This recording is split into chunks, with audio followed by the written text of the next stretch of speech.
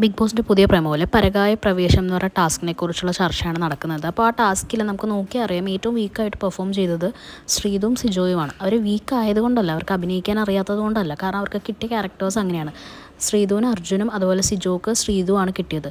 ഇവർക്ക് രണ്ടുപേർക്കും പെർഫോം ചെയ്യാൻ ഒന്നും തന്നെ ഇല്ല. കാരണം ഇവർ രണ്ടുപേരും കാര്യമായിട്ടുള്ള കണ്ടൻറ്റ് ഒന്നും ബിഗ് ബോസിന് കൊടുക്കുന്നില്ല. ആകെ ഒരു കോംബോ കണ്ടൻറ്റ് മാത്രമേ ഇവരുടെ കയ്യിലുള്ളൂ.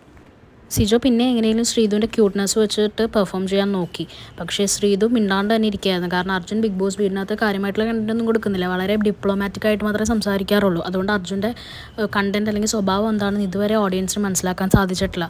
ആകെ ഇവർ രണ്ടുപേരും കുറച്ച് ക്യൂട്ട്നെസ്സും കാര്യങ്ങളൊക്കെ ആയിട്ട് മാത്രം പോകുന്നുള്ളൂ. അവരുടെ കോംബോ മാത്രമേ ഇവർക്ക് കണ്ടൻറ്റായിട്ട് ഇതുപോലത്തെ ടാസ്കിലൊക്കെ കാണിക്കാനും കഴിയുള്ളൂ. പിന്നെ ശ്രീതുവിനെ വെച്ച് കമ്പയർ ചെയ്യുമ്പോൾ അർജുൻ കുറച്ച് ടാസ്കിലൊക്കെ പെർഫോം ചെയ്യുന്നുണ്ട്. അല്ലാണ്ട് അർജുൻ എന്താണ് ഏതാണെന്ന് നമുക്ക് ഈ ഒരു ബിഗ് ബോസ് ഷോ കൊണ്ട് മനസ്സിലാക്കാൻ സാധിച്ചിട്ടില്ല ഇതുവരെ. നോറേനെ നല്ല രീതിയിൽ അർജുൻ പോർട്രേ ചെയ്തു. പക്ഷേ അവിടെ നമ്മൾ ഓർക്കേണ്ട കാര്യം, നോറ ഇൻഡിവിജ്വൽ ആണെങ്കിലും കുറേ അധികം കണ്ടന്റ് ബിഗ് ബോസിന് കൊടുത്തിട്ടുള്ള